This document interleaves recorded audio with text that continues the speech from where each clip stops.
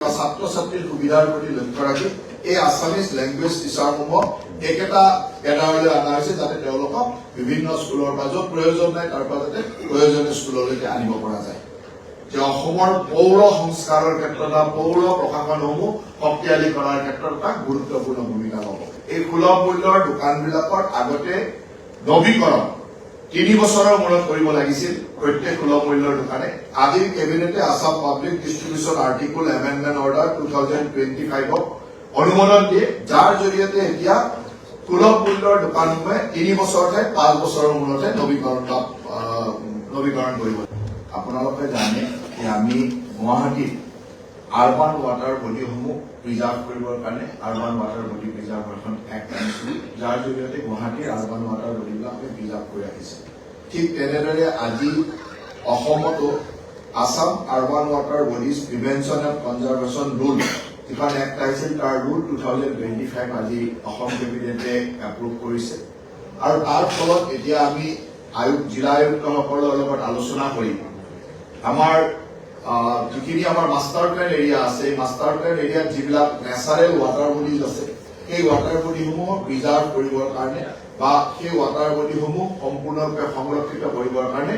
এই ৰুলৰ দ্বাৰা ব্যৱস্থা কৰা হ'ব আৰু আজি এই ৰুলটো অসম কেবিনেটে এপ্ৰুভ কৰিছে মই ভাবোঁ যে বিভিন্ন সৰু সৰু টাউনবিলাকত বা সৰু সৰু আৰবান এৰিয়াবিলাকত যি ধৰণৰ কৃত্ৰিম বানপানী বা পানী ওলাই যোৱা বা নেচাৰেল চেনেলবিলাক বা ৱাটাৰ বডিবিলাক বন্ধ হৈ যোৱাৰ কাৰণে যিটো সমস্যা হৈছিল এই সমস্যাটো আগত ৰাখিয়ে Assam urban water bodies prevention and conservation act অনা হৈছিলে আৰু এই এক্টৰ আজি ৰুলটো এপ্ৰুভ কৰা হ'ল আৰু কেনেধৰণে কৰা হ'ব এই ৰুলত থাকিব আৰু সেইমতে আয়ুক্ত ডাঙৰীয়াৰ পৰা যিবিলাক আমাৰ সম্পূৰ্ণ মানে আনডিস্পুটেড ৱাটাৰ বডি আছে সেইখিনি ইমিডিয়েটলি লিষ্ট কৰি সেই ৱাটাৰ বডিবিলাক সংৰক্ষণৰ কাৰণে ব্যৱস্থা কৰা হ'ব আৰু আজি আমি আপোনালোকক জনাবলৈ মই গৌৰৱ অনুভৱ কৰিছো যে আজিৰ কেবিনেটে আসাম মিউনিচিপালিটি এমপ্লয়িজ প্ৰভিন্সিয়েলাইজ বিল 2025 অনুমোদন দিছে আৰু এই এমপ্লয়িজ বিলৰ জৰিয়তে 4 ছেপ্টেম্বৰ 2013 আগত যোগদান কৰা সকলো মিউনিচিপালিটি এমপ্লয় ইয়াৰ সংখ্যাটো হ'ল 71খন মিউনিচিপাল বৰ্ডত টোটেল 1046 গৰাকী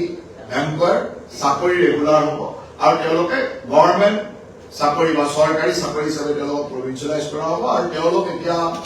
আসাম মিউনিচিপাল ডাইৰেক্টৰ অফ মিউনিচিপাল এডমিনিষ্ট্ৰেশ্যনৰ আণ্ডাৰত তেওঁলোকৰ চাকৰি হ'ব আৰু তেওঁলোক ট্ৰেন্সফাৰ কৰিব বা তাত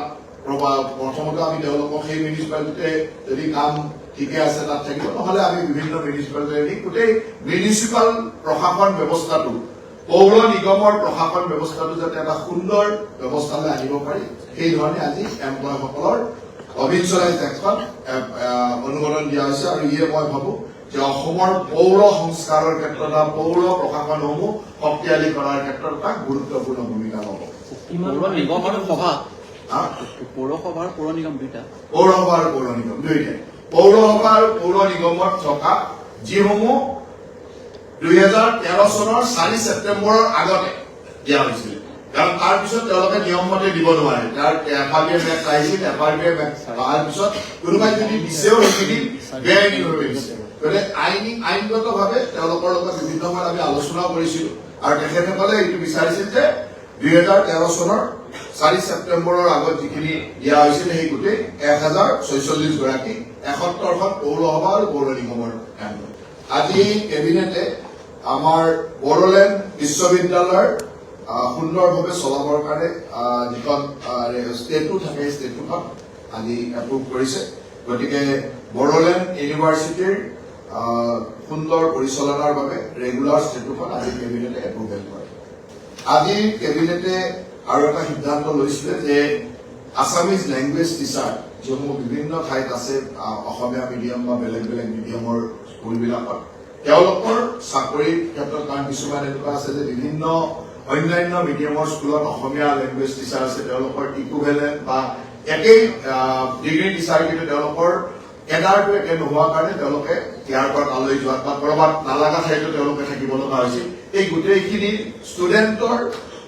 ছাত্ৰ ছাত্ৰীৰ ডিমাণ্ডৰ প্ৰতি লক্ষ্য ৰাখি বা ছাত্ৰ ছাত্ৰীৰ সুবিধাৰ প্ৰতি লক্ষ্য ৰাখি এই আছামিজ লেংগুৱেজ টিচাৰসমূহক একেটা কেডাৰলৈ অনা হৈছে যাতে তেওঁলোকক বিভিন্ন স্কুলৰ পৰা য'ত প্ৰয়োজন নাই তাৰ পৰা যাতে প্ৰয়োজনীয় স্কুললৈকে আনিব পৰা যায়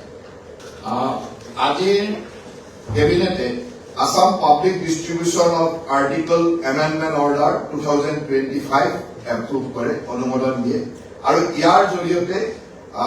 আগতে যিবিলাক আমাৰ সমবায় মানে আমাৰ ফেয়াৰ প্ৰাইচ শ্বপ আছিল সুলভ মূল্যৰ দোকান আছিল এই সুলভ মূল্যৰ দোকানৰ ৰিনুৱেল বিলাক 3 বছৰৰ মূৰত হৈছিল এতিয়া 3 বছৰতে 5 বছৰলৈ একেলগে 5 বছৰ ৰিনুৱেল কৰিবলৈ 5 বছৰৰ মূৰত ৰিনুৱেল কৰিলে হ'ল আৰু ইয়াৰ যিটো ৰিনুৱেল ফিজ আগতে 45 টকা আছিল 5 বছৰৰ কাৰণে 75 rupees কৰা হৈছে আৰু তেওঁলোকৰ ৰিনুৱেল এতিয়া আগতে 3 বছৰৰ কৰিব লাগিছিল এতিয়া ফেয়াৰ প্ৰাইচ শ্বপ বিলাক বা সুলভ মূল্যৰ দোকানীবিলাকৰ এটা সুবিধা হ'ব তো 5 বছৰলৈ তেওঁলোকে ৰিনুৱেল কৰিব নালাগে 5 বছৰ পিছতে ৰিনুৱেল কৰিব লাগে আজিৰ কেবিনেটে আমাৰ যিসমূহ সুলভ মূল্যৰ দোকান আছে এই সুলভ মূল্যৰ দোকানবিলাকৰ আগতে নবীকৰণ 3 বছৰৰ মূৰত কৰিব লাগিছিল প্ৰত্যেক সুলভ মূল্যৰ দোকানে আজিৰ কেবিনেটে Assam public distribution article amendment order 2025 অনুমোদন দিয়ে যাৰ জৰিয়তে এতিয়া সুলভ মূল্যৰ দোকানসমূহে 3 বছৰ ঠাইত 5 বছৰৰ মূৰতে নবীকৰণ কৰিব আজিৰ অসম কেবিনেটে Assam value added tax amendment rule 2025 অনুমোদন দিয়ে যাৰ ফলত অসমত কিছুমান এনেকুৱা সামগ্ৰী আছে যে যিবিলাক সামগ্ৰীৰ বাহিৰৰ ষ্টেটৰ পৰা টেক্সৰ কৰ ফাঁকি দিবৰ কাৰণে আনি ষ্ট'ৰ কৰে কৰ ফাঁকি দিবৰ কাৰণে সেই ব্যৱহাৰ কৰে তেনেকুৱা ধৰণৰ কথাবিলাকত এটা নীতি শৃংখলাবদ্ধ নীতি আনিবৰ কাৰণে এই ৰুলটোক আজি এমেণ্ডমেণ্ট কৰিছে যাতে এই ধৰণৰ কামবিলাক যিবিলাক ইউজৰ কাৰণে কোনোবা বেলেগ ষ্টেটত টেক্স কম বস্তু ল'ব পাৰিব কিন্তু সেই বস্তুটো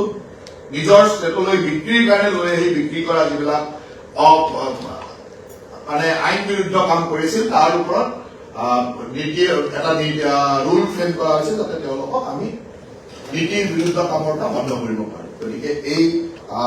Assam value added tax amendment rule 2025 আজি অসম কেবিনেটে অনুমোদন প্ৰদান কৰিছে